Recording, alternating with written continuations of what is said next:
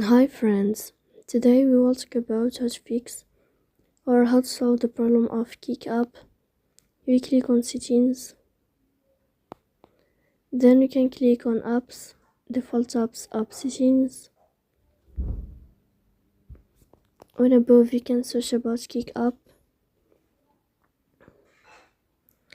Then you can click on first stop and you can click OK.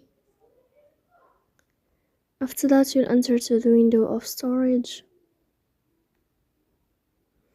Here you can click on clear cache. Then you can turn off your phone and you can wait a moment to turn on your phone again to fix that problem. So please don't forget to support us by like and subscribe. See you next time in another video, and thank you for your attention and your watching.